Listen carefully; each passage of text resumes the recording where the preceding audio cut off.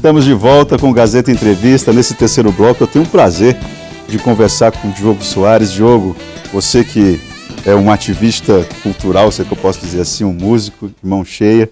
Obrigado por estar aqui, ter aceitado o convite. Saudade de conversar com você aqui, ainda mais nesse espaço aqui que a gente já falou sobre tanta coisa, sobre arte, sobre cultura. Voltar aqui para falar sobre isso é muito bacana. Então, Diogo, os tempos não estão muito alvissareiros aí para essa área de produção cultural. Que perspectivas que você tem alimentado, que discussões que você tem feito a respeito do assunto? O cenário é bom? Cara, o cenário não é bom. Assim, por quê?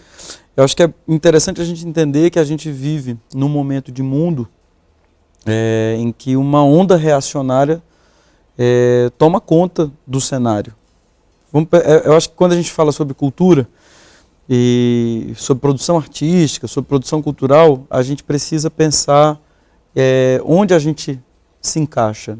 Então, primeiro, pensando no mundo, a gente tem uma onda reacionária conservadora no mundo, tomando de conta em vários países. Isso se reflete no Brasil.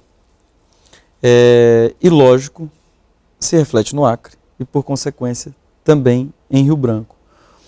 O que é que isso prejudica? E por que eu acredito que o cenário não é dos melhores? É porque existe uma tendência da criminalização da arte, da criminalização dos movimentos culturais. Existe uma tendência com isso, com o que está acontecendo no mundo inteiro, das restrições de direitos que garantem liberdades fundamentais, como a liberdade de expressão. Então, nesse sentido, quando você pensa que as instituições elas devem existir para garantir a nossa liberdade de criação, a nossa plenitude humana.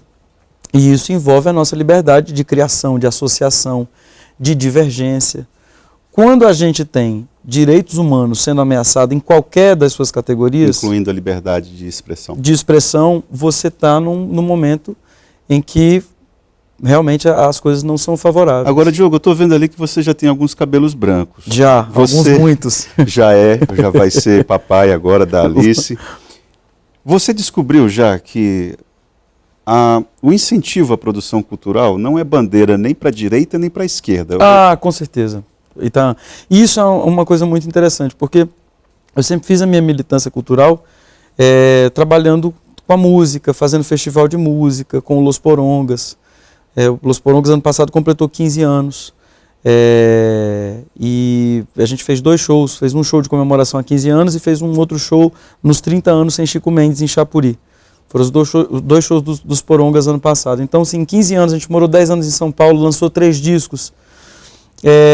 E aí, depois desse tempo que eu dediquei a minha vida dentro da militância cultural junto com o Los Porongas, eu volto para Rio Branco e sou convidado para trabalhar no planejamento da Fundação Garibaldi Brasil, com o Sérgio Carvalho, da Prefeitura, que é a Fundação de Cultura do município de Rio Branco.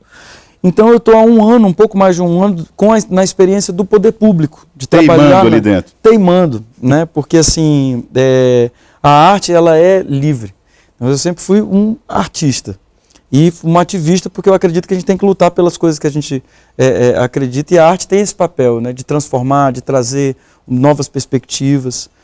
E aí, quando você vai para a gestão pública, você precisa se adequar, né, às leis de licitação, a tudo o que a administração pública tem. Mas tem um aspecto interessante nessa responsabilidade, que e aí qualquer pessoa que está investida de um cargo público precisa ter a dignidade de se comportar como tal. Inclusive, teve um escritor americano que fez essa exigência ao ministro das Relações Exteriores.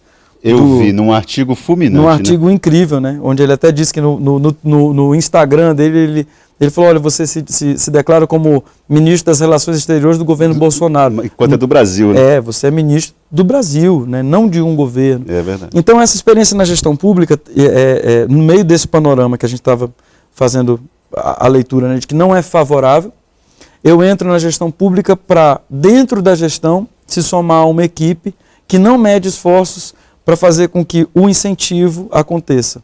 Através dos editais, através do fortalecimento dos conselhos, ou seja, da participação popular nas decisões do município que tem relação com a cultura.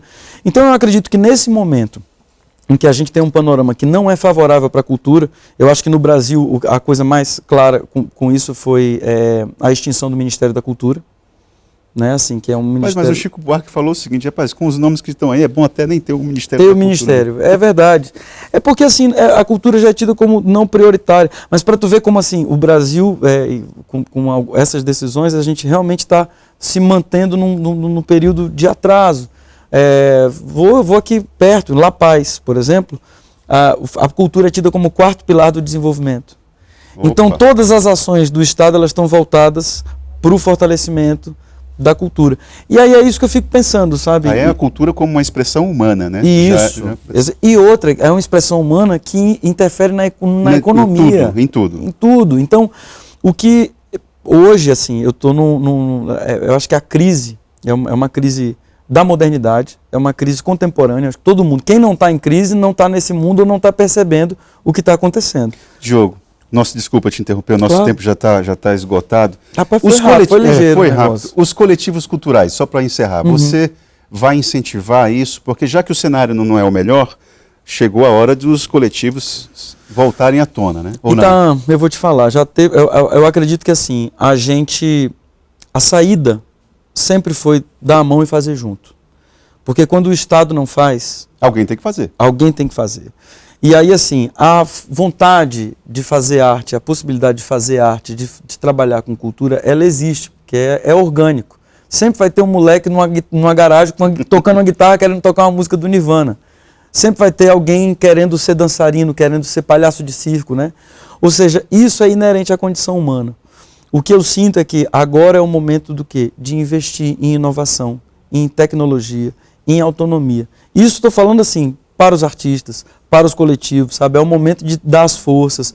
Hoje, o audiovisual dá um exemplo disso. A maioria dos filmes hoje produzidos no mundo, eles são junto com vários, com vários produtores de vários países. Então essa coisa de juntar e dar as mãos. Enquanto isso, o poder público vai fazendo a sua parte, pelo menos nós lá na Fundação Garibaldi Brasil vamos fazendo a nossa parte para lançar os editais e garantir que o poder público faça a sua parte também nessa parte de incentivo. E outra, cultura não tem partido, não tem direita, não tem esquerda. Eu acho que a gente tem que juntar todo mundo, prefeitura, governo, no sentido da gente trazer a diversidade cultural e o incentivo que é necessário mesmo. No que depender daqui da TV Gazeta, conte conosco, sempre terá espaço aberto, tá bom, Diogo? Que maravilha, eu agradeço muito, é necessário, viu, Itan? Muito obrigado pela sua participação. Gazeta Entrevista termina hoje aqui. Lembrando que esse terceiro bloco é um oferecimento da Verágua, a água mineral dos acreanos. Vejo vocês amanhã. Até lá.